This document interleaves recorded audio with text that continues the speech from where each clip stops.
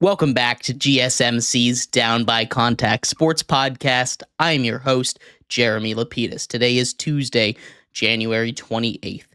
If you were just tuning in, we just finished going over the Jimmy Butler situation. He has been suspended for the third time this season. This one, an indefinite suspension. We talked about where he might end up and really the whole rundown of what's been going on ever since the whole Jimmy Butler and Heat saga has really heated up. But we're gonna continue our basketball talk in this segment, going over another star that might be traded by the February 6th deadline.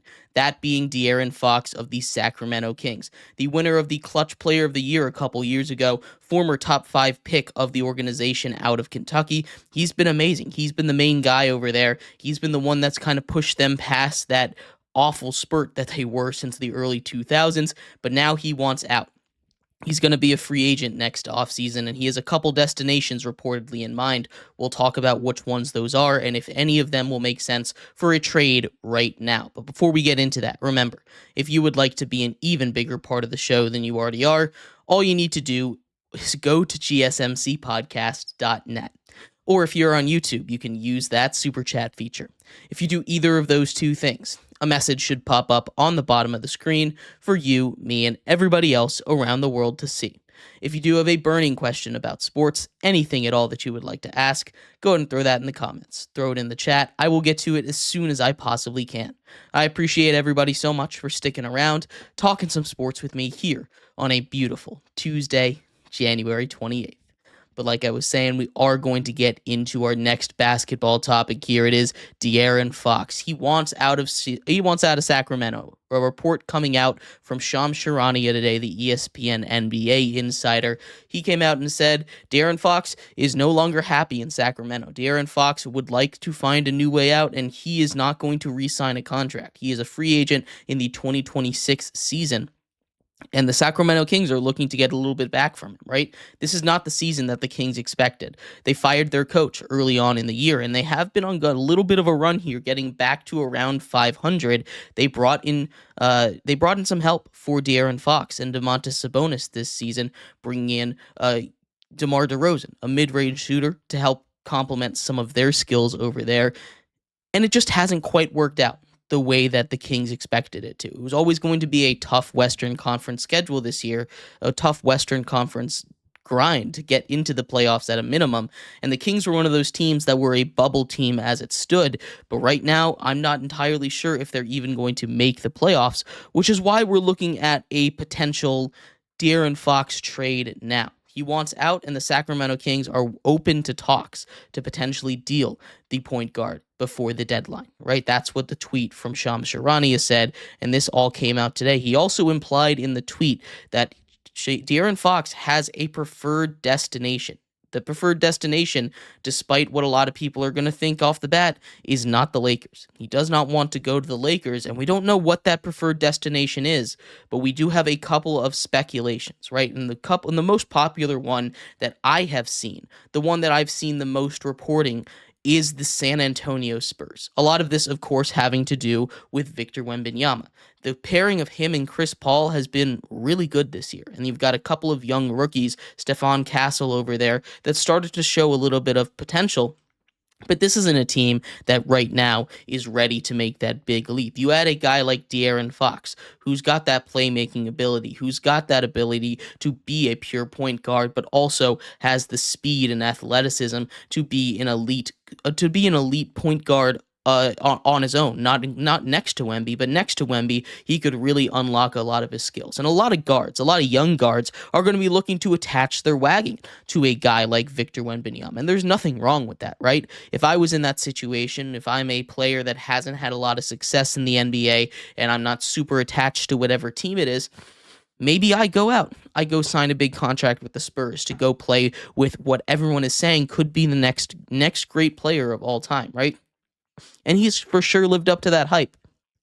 In just over a year and a half since being drafted, Victor Wembanyama has overcome all of those lofty expectations, and at a bare minimum, met what those expectations were supposed to be for him.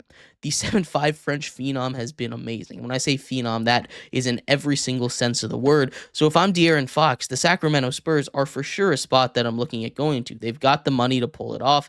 They don't have a lot of it invested because it's a very young team, and you get to play with someone that looks like they're on the trajectory to be one of the best players in the history of the NBA.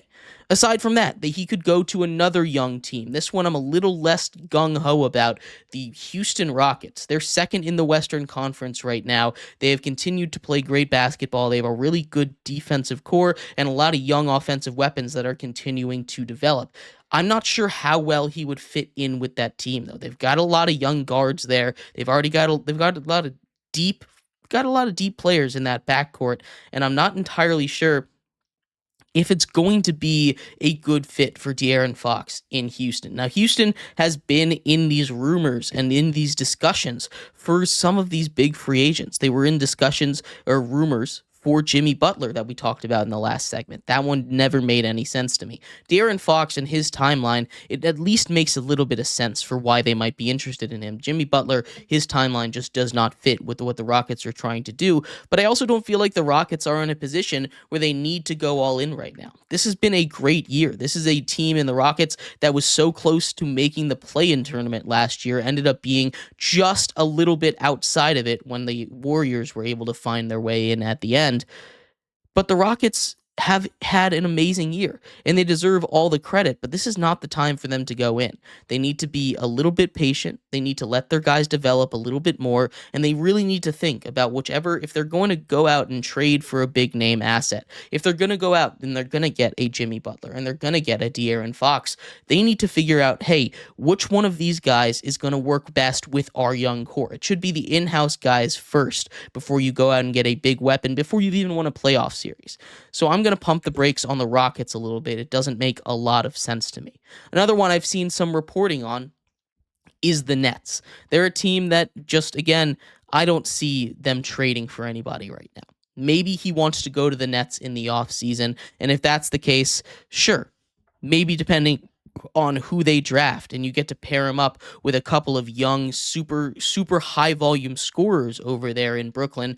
But this is not a team that I can see De'Aaron Fox. I'm not even going to stay on this one too long. I don't see the Nets really being a real threat for them. It's not a team that's good enough. And if he was just going to stay on a caliber team like that, I would have just stayed with the Sacramento Kings. They're a little better than the Nets anyway, and he's already established himself over there and his role. And the final one, and the one that I think was maybe the most interesting of all of them, was the Orlando Magic. This is an Orlando Magic team that has had some of the worst injury luck of anybody in the NBA. This is an Orlando Magic team that has lost 3 of their top players for either the season or for a long stretch of time. But when everyone is on that court and healthy, that is a really, really good Orlando Magic team. They need to add a little bit more shooting threats from the outside, and you can go get a guy in De'Aaron Fox who doesn't have the best three-point shot in the world, but if he's able to join that team, De'Aaron Fox would immediately help out with that spacing, would immediately help some of those young guys and Paolo Banchero and get those guys going a little bit more, because he is a guy that can shoot the three. They went out and they got KCP. I love that move for them in the offseason. You go out and you get a young athletic guard like De'Aaron Fox. I think that's an awesome fit for the Magic. The Magic are not a team that I think are really going to be buyers at the deadline. But if there is a team, a surprise team to get it done, I think it is that Orlando Magic team. They have the money to get it done, right? They don't have a lot of money tied up in some of these young guys right now. But you go out and you get a shooter. You go out, you get a guy who's come up clutch. It can really, really help this Magic team that, despite all their injuries, has still shown flashes of why they were supposed to be an elite team and why I thought they were going to be a top three team in the East this year, right? I thought they would be third. I didn't think the Cavs would be able to do what they were doing. But I love this Magic team a lot. I think they've got a lot of really good pieces, especially defensively. They just need to be able to work offensively off of each other a little more and shoot the three a little more consistently.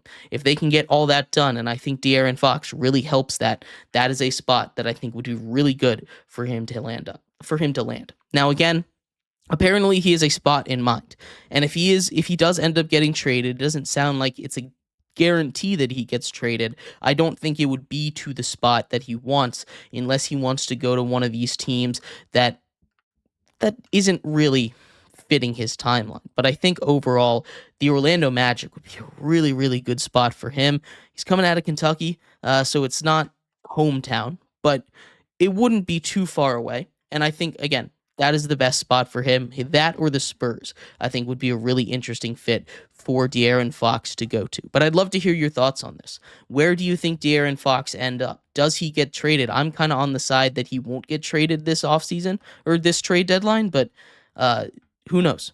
Potentially a big swing, because it's been a really quiet trade deadline outside of Jimmy Butler. But again, let me know what you think. I'd love to hear your thoughts. We're going to take a quick break here. When we come back, we turn our attention away from the NBA. We turn our attention to the MLB. Pitchers and catchers report in just about 2 or 3 weeks. We're going to talk about some of the remaining free agents that are still out there, some of those big names that have yet to find a home for the 2025-2026 MLB season. We'll be right back here on GSMC Down by Contact Sports Podcast.